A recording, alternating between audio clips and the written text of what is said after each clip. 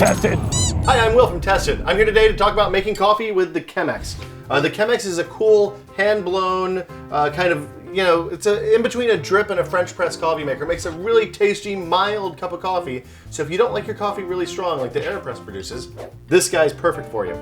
So first thing I'm gonna do is measure out my coffee, get the filter ready. My water's in the background, it's already boiling. I'm gonna cool that down to about 200 degrees, which is just where you want it for this guy, and make a cup of coffee. Okay, so the first thing you need to do to get going is take a normal conical filter. Chemex actually makes some that are kind of designed to fit the pot specifically, but anyone will really work. I've tried a couple of different kinds. I'm actually using the Chemex ones today. It doesn't really matter. The important thing to know is that you want the side with 3 pieces of paper on the spout side of the Chemex. So if you see, there's a pouring spout over here, and you want that to line up there. The next thing you want to do is get the filter a little bit wet before you put it in. I'm going to do that in the sink. You just want it damp. It helps the coffee go through better, and it just works better for whatever reason. So I have a damp filter. It's going in the Chemex. You can see it sticks to the sides of the glass. Seems to be pretty good. So the next thing is to weigh out the coffee. You can actually measure by volume. I like to do for a half pot about 3.5, 4 tablespoons that are not totally heaping, but a little bit full, or about 8.5 grams, as the scale says. And you want to kind of fine to medium fine grind here.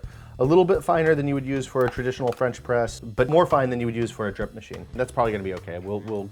Better to be a little bit over. I like a little bit of a stronger cup of coffee than maybe most people do.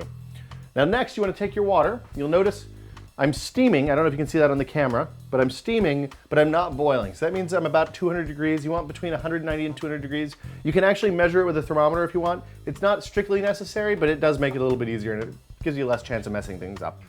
I'm pretty familiar. It's my kitchen, it's my stove, it's my kettle, so I pretty much know where we're at. Now, it's important when you're first pouring the water in to just dampen the grounds. You don't want to make them float. So you just want to get a little bit of water in there. So you want to get everything nice and moist, but without putting enough water in there to float the grounds. Once everything's wet, then you can float the grounds. So pour your coffee in, pour your water in rather, kind of work up the sides. You don't want to put too much in at once. I like to fill up about halfway of the top. And you can see we're getting a lot of good brewing action here. You can give it a stir if you want. It's not strictly necessary. If it slows down and you stop having dripping in the bottom, then you probably ground too fine.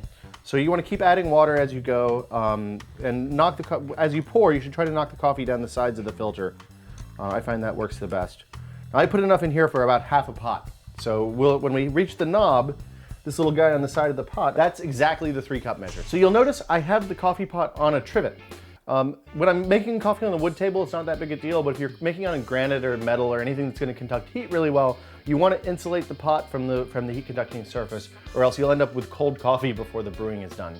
So just something to keep in mind. I mean, I'm using a wood trivet. You can use pretty much anything except for obviously a metal trivet would be bad. So I'm almost done with the brewing. I'm going to give it a little bit of a stir because I'm kind of slowing down. That means the filter is getting a little bit clogged up.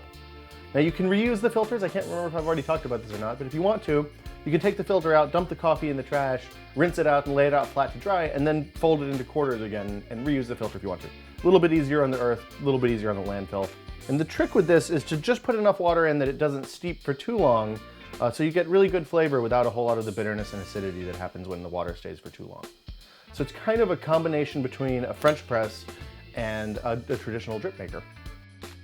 Okay, so the pot's brewed. Next thing to do, take the filter. I'm going to dump it in the sink just for right now. Okay, last thing, I like a little half and half. Call me old-fashioned. I know some people think that's really bad. Pour, and this makes about 2 cups. A half a pot of this is about 2 of my giant-sized cups.